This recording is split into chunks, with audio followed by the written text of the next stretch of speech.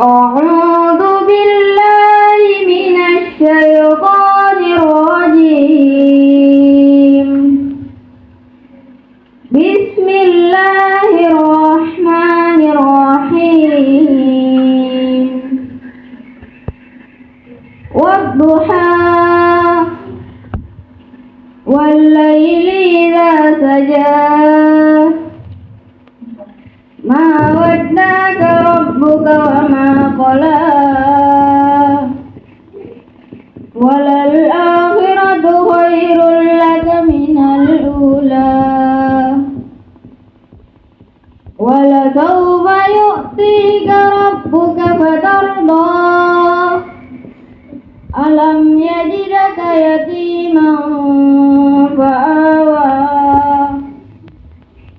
ووجدك ضالا فهدى ووجدك عائلا فأغنى وأما اليتيم فلا تقهر وأما السائل فلا تنهر وأما بنعمة ربك فحدث. Assalamualaikum warahmatullahi wabarakatuh.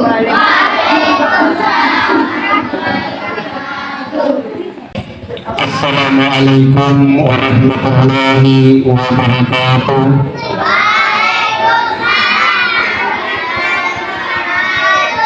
Alhamdulillahi rabbil alamin.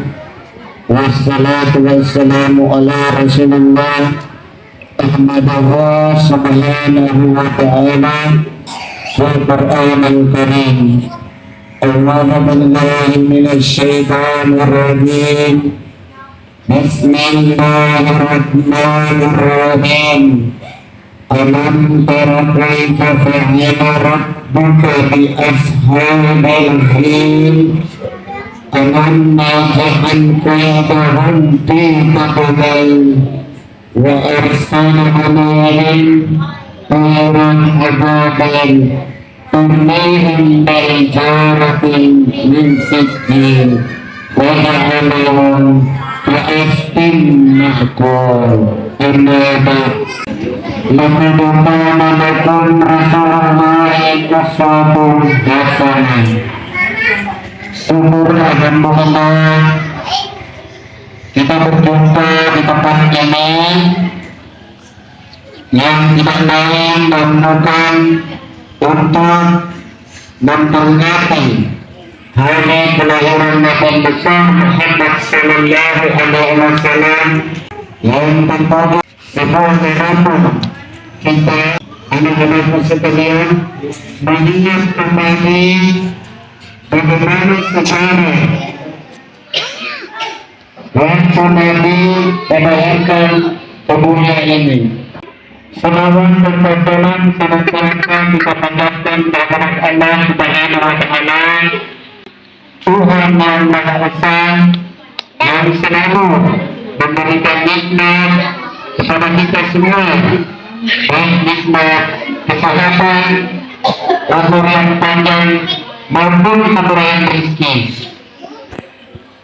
Tentunya terlebih dahulu yang kami hormati Bapak Asbula Sarjana Pendidikan selaku pimpinan SDN Negeri 2 Samudang, dan yang kami hormati Bapak Ketua Komite SDN Negeri 2 Samudang yang menyempatkan diri untuk hadir, dan yang paling kami banggakan rekan-rekan guru, dewan guru bersama staf tenaga administrasi SD Negeri 2 Samudang yang berbahagia, dan teristimewa kepada anak-anakku sekalian yang pada kesempatan hari ini hadir dalam acara memperingati mengingat kembali sejarah lahirnya Nabi kita Muhammad sallallahu alaihi wasallam. Sudah tentunya kita sudah mengetahui bersama bahwa Rasulullah Shallallahu Alaihi Wasallam hidup pada bumi ini, tentunya ada berbagai macam peristiwa terjadi. Hadirin muslimin rahimahullah, surah Nabi Muhammad Sallallahu Alaihi Wasallam pada kesempatan ini tentunya kita singkat saja, yang mana yang pertama tentang kelahiran Nabi, yang selanjutnya hijrahnya Nabi Muhammad Sallallahu Alaihi Wasallam, dan yang ketiga wafatnya beliau, dan yang terakhir adalah mempersaksikannya beliau diangkat menjadi Nabi dan Rasul. Di dalam surah Al-Jin dan Al-Maris yang dengan Ustaz awal tadi, di mana kita mengetahui bahwa pada zaman dulu sebelum Rasulullah hadir, ada penguasa yang zalim, penguasa Bani.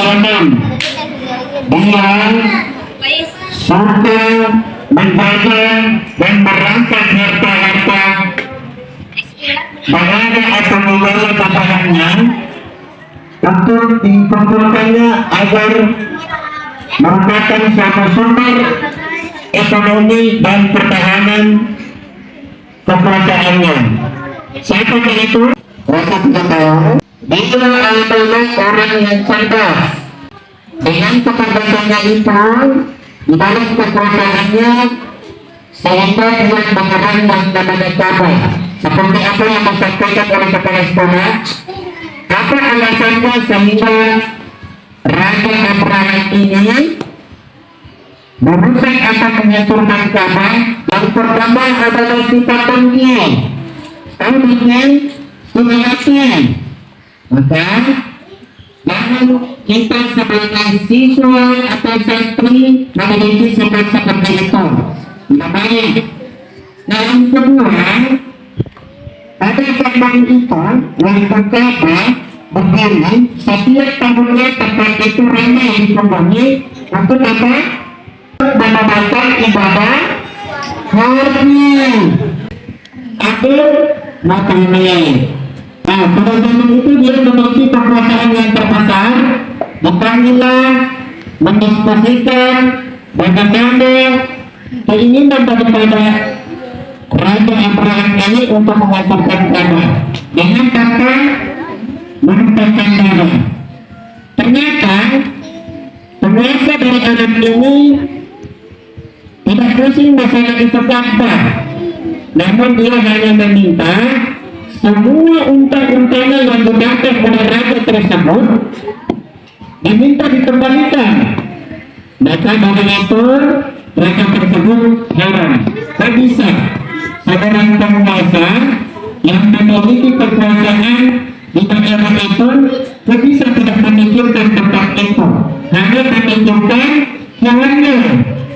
Maka dari itulah sumber dari petaka yang terjadi, Raja Abraham mengerahkan seluruh pasukan jajahan, seluruh pasukannya, dan menyerang kota Mekah. Apa yang terjadi, anak-anakku sekalian? Ketika raja dan pasukan yang menyerang kota Ka'bah, binatang yang namanya Ka'bah itu sepertinya tidak mau diperintahkan untuk menuju ke Ka'bah. Itulah salah satu tanda kekuasaan Allah. Makin mendekat di daerah Ka'bah, makin binatang tersebut tidak mau. Padahal sesungguhnya kita ketahui bersama bahwa hewan yang namanya Ka'bah itu adalah hewan pemburu. Nah, banyak cerita anak-anak sekalian bahwa pada saat itu siapa yang kenal Nabi Ibrahim dan Nabi sampai mendirikan Ka'bah? Nabi siapa? Nabi? Ya, Nabi Ibrahim alaihissalam dan Nabi Ismail alaihissalam yang zaman itu sebelum adanya Nabi. Nah, singkat cerita, dengan adanya persekongkolan antara Abdul Muttalib dengan Raja Abraham, maka terjadilah penyerangan itu, namun Allah berkehendak lain. Sebagaimana dalam surah Al-Qur'an yang dikatakan tadi, ada yang apa tadi kan? Allah mengirimkan burung ababil dan mengambil batu yang diletakkan dalam sarangnya, sehingga pasukan badak itu seperti daun-daun yang dimakan ular. Itulah kejadiannya sehingga sebelum zaman orang tadi dikatakan orang namanya tahun gajah.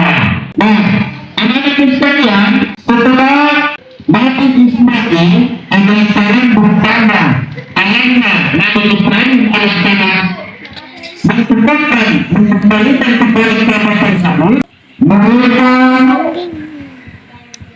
membacakan sebuah doa di kata itu dan meminta kepada Allah Subhanahu wa Ta'ala, ya Allah, berikanlah seorang rasul di kalangan di antara mereka yang tidak jauh dari kata ini.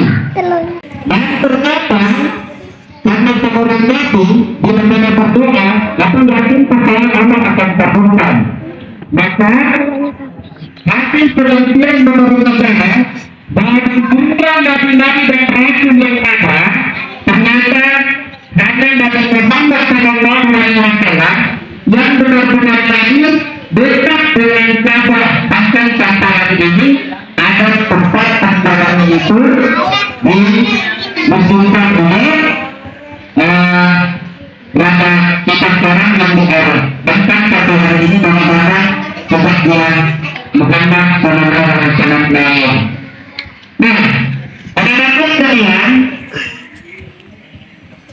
setelah kejadian maka bertepatan pula dengan lahirnya Nabi kita besar Muhammad sallallahu alaihi wasallam, yaitu di tahun kurang lebih 570 sebelum Masehi sampai 571 sebelum Masehi. Nah, dari singkat cerita, apa hal dengan adanya kedatangan Nabi Muhammad? Sebelum Nabi Muhammad, Nabi siapa yang ada? Sebelum Nabi Muhammad, ada Nabi sebelumnya. Nabi Isa alaihissalam.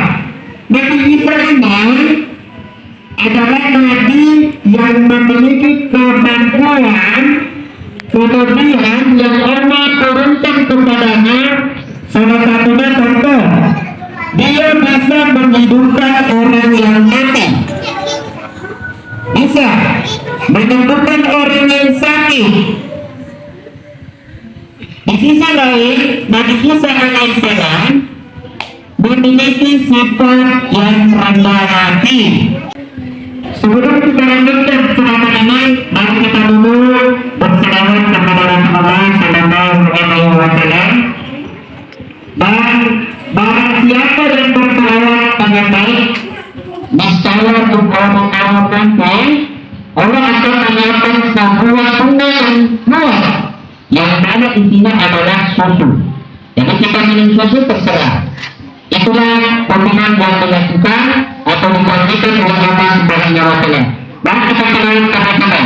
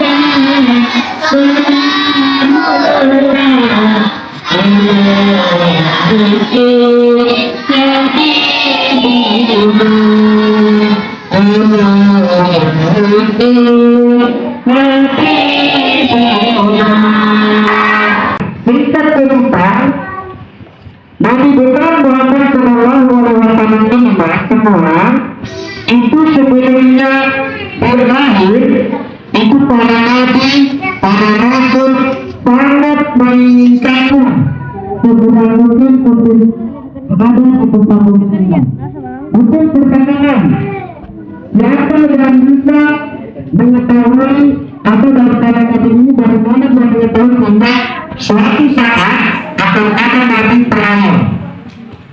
Ada bisa? Ya.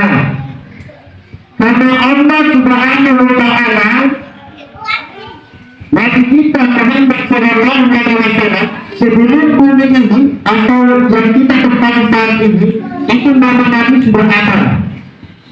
Nah, dengan itu bagaimana cara para nabi dan rasul ini sudah mengetahui bahwa akan ada di akhir zaman bahwa ada seorang nabi yang terakhir, contoh Nabi Isa, ya. Nabi Isa itu dia sudah mengetahui bahwa akan ada nabi setelah dia. Bagaimana dia ketahui?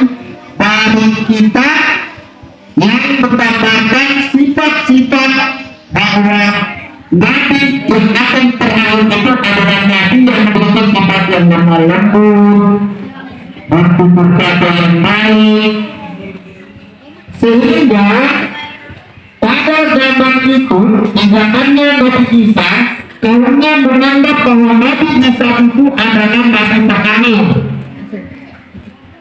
Namun Nabi Isa membantah semua itu dengan menyampaikan kabar baik kepada umatnya bahwa setelah saya akan ada nabi yang membawa alam ini menuju sebuah keberkahan.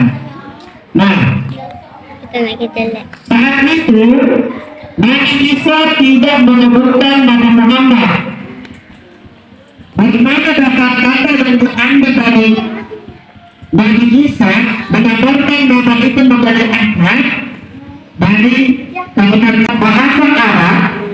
Ketika kita melakukan suatu hal yang baik memiliki arti nabi. Anak-anak sekalian, Nabi kita Muhammad Sallallahu Alaihi Wasallam adalah nabi yang membawa risalah, membawa segala kebaikan di alam ini. Maka bangsa Arab termasuk Nabi Isa alaihissalam mengabarkan nama tersebut mengambil dari bahasa Arab pada zaman itu bila mana seseorang melakukan suatu perilaku yang berkabarkan banyak, misalnya ini sholatnya lengkap, sedekahnya jalan, kemudian tahajudnya juga lancar, terus silaturahminya dengan saudara tetangga itu berjalan baik, tidak ada masalah. Nah, dalam bahasa Arab bila mana seperti itu sifat-sifat tertulis maka dikatakan namanya Ahmad. Jadi bahasa itulah yang dijadikan.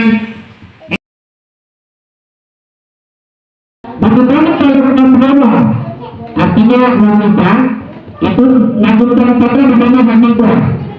Nah itu pada zaman itu. Nah setelah dia melakukan lebih dari satu pahala kebaikan itu dikatakan yang namanya Muhammad. Contoh misalnya dia sholat dan sedekah Arab waktu itu memperkenalkan artinya adalah Muhammad, orang yang melakukan sesuatu yang dipegang oleh Nabi Isa. Akan ada suatu saat di akhir waktu di hari zaman seorang manusia yang namanya adalah Ahmad.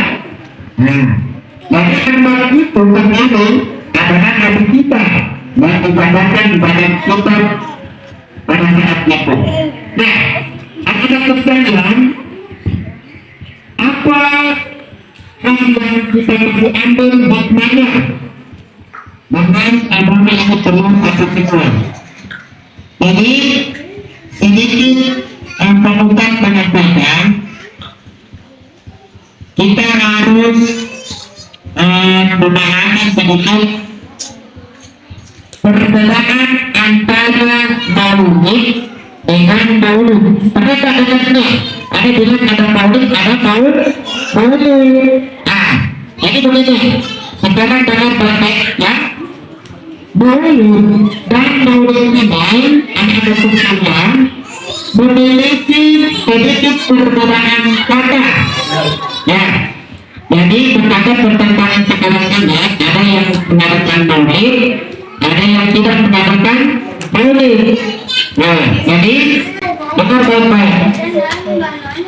Kita ambil dari segi bahasa, maulid itu adalah waktu kelahiran. Jadi sekali lagi dengar baik-baik, kalau ditanya sama bapak sama ibu, apa itu namanya maulid? Maulid itu adalah waktu kelahiran. Dan apa itu artinya maulid? Maulid itu artinya adalah bayi yang lahir. Nah, itu perbedaannya. Jadi kalau mau bayi yang lahir, kalau maulid waktunya sudah kelahiran. Maka bila dua kata ini disambungkan, maka memiliki arti kelahiran Nabi. Nah, anak-anak sekalian, hal apa yang kita ambil di hikmah maulid ini? Yang pertama, dengan kita berrasa bahagia, bergembira dengan mengadakan taklid.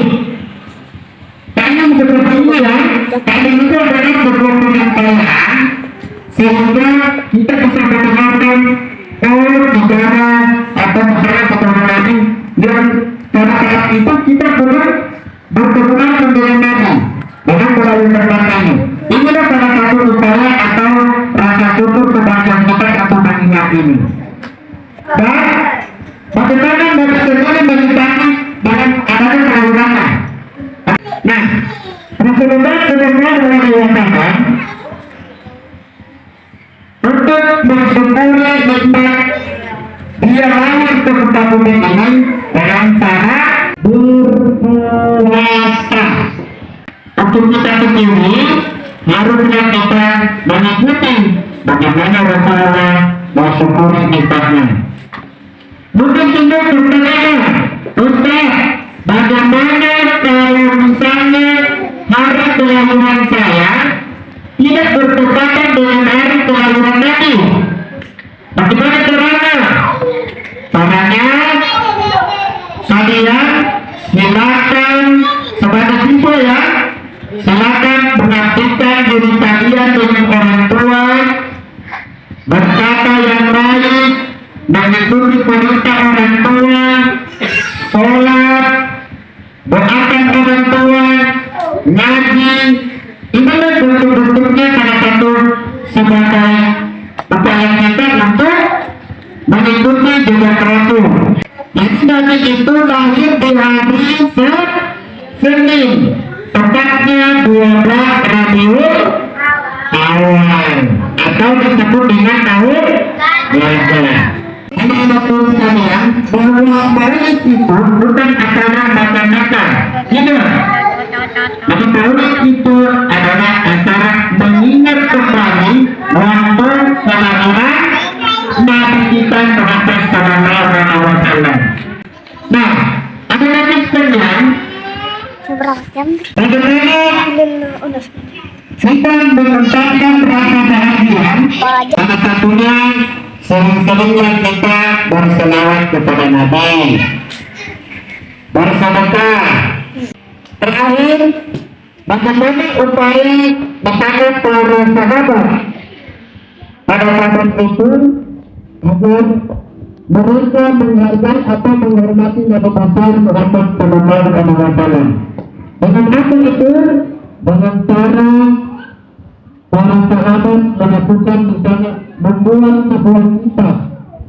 Demikian secara singkat yang bisa Ustaz sampaikan, semoga bermanfaat untuk kita semua dengan ucapan Alhamdulillah Rabbil Alamin. Assalamualaikum warahmatullahi wabarakatuh.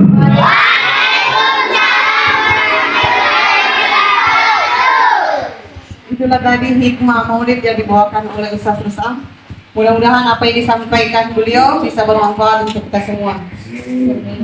Acara yang ketujuh yaitu acara yang terakhir penutup. Marilah dengan berangkainya acara maulid pada hari ini. Marilah kita sama-sama mengucapkan hamdalah alhamdulillahirabbil alamin. Wabillahi taufiq wal hidayah. Wassalamualaikum warahmatullahi wabarakatuh.